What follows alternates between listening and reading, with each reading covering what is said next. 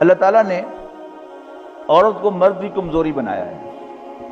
جو سب سے زیادہ پرکشش چیز اللہ تعالیٰ نے مرد کے لیے بنائی ہے اس دنیا میں وہ عورت ہے. خوبصورت ہو، بدصورت ہو، گوری ہو، کالی ہو، بوڑھی ہو، جوان ہو. اگر بوڑھی ہے تو ینگ لکنگ ہو تو مرد کے لیے وہ کشش رکھتی ہے. لیکن مرد چاہتا کیا ہے؟ مرد چاہتا ہے کہ اس سے انجوائے کرے ایٹ ڈفرینٹ لیولز. گپ شپ بھی لگائے، یہ بھی اس کی انجوائمنٹ ہے. اس کے ساتھ وقت گزارے، یہ بھی اس کی انجوائمنٹ ہے. اس کے ساتھ گپ شپ لگائے، یہ بھی اس کی انجوائمنٹ ہے. اسی طرح اس کے ساتھ سمائلز شیئر کرے، یہ بھی اس کی انجوائمنٹ ہے.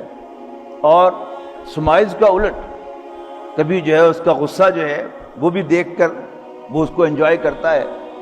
اس کے ہاتھ بھی اس کے لیے پرکشش ہیں، اس کی آنکھیں بھی اس کے لیے پرکشش ہیں. اس کا جسم پورا کا پورا اللہ تعالیٰ نے مرد کے لیے پرکشش بنایا ہے.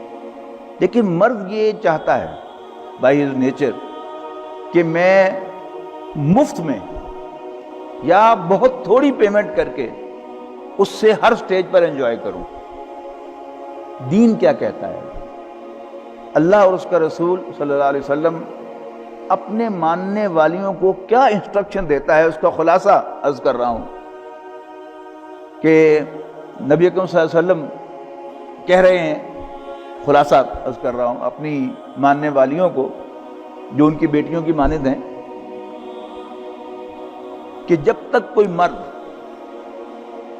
دو گواہوں کی موجودگی میں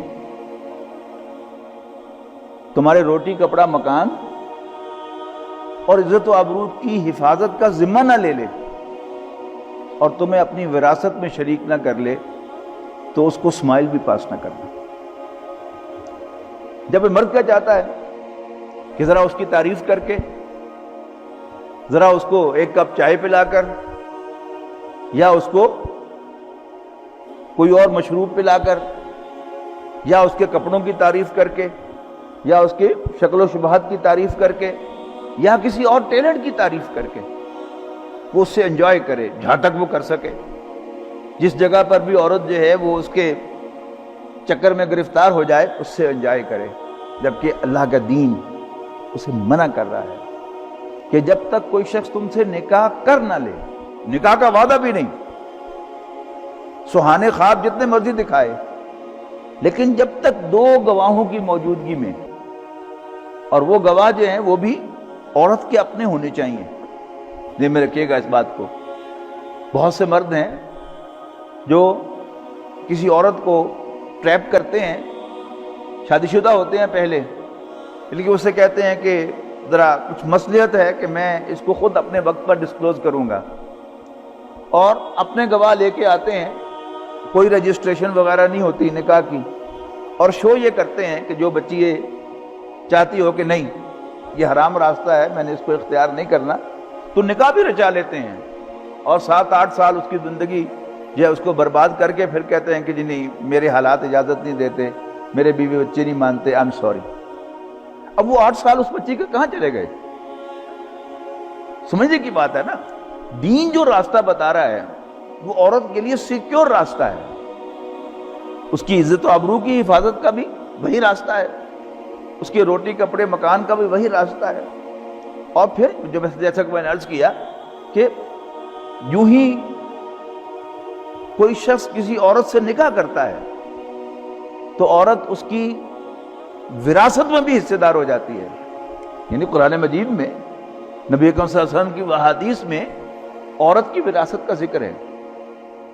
ایک بیوی ہو تو اس کا کتنا حصہ ہے، اور ایک سے زائد بیویاں ہوں تو وہ ان کا کتنا حصہ ہے. یہ سب چیزیں جو ہیں وہ قرآن مجید میں مینشنڈ ہیں.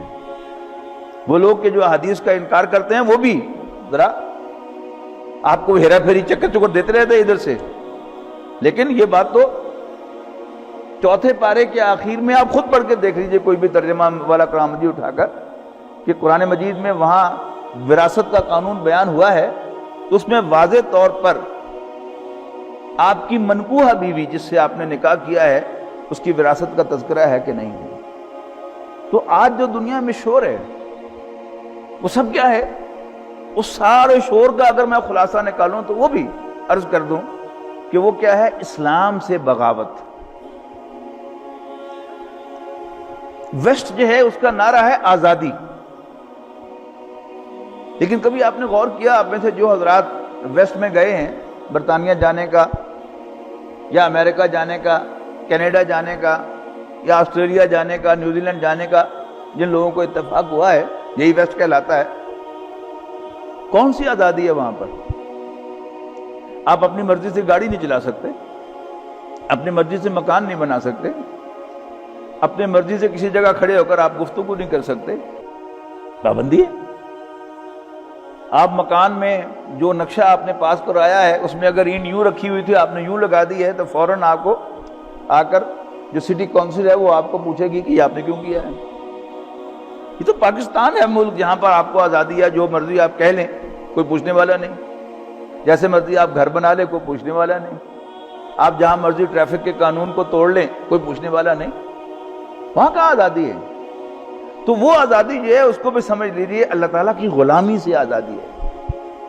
تو اسی کا وہ اپنا مذہب، اپنا دین، اپنے نظریات کو ایکسپورٹ کر رہے ہیں.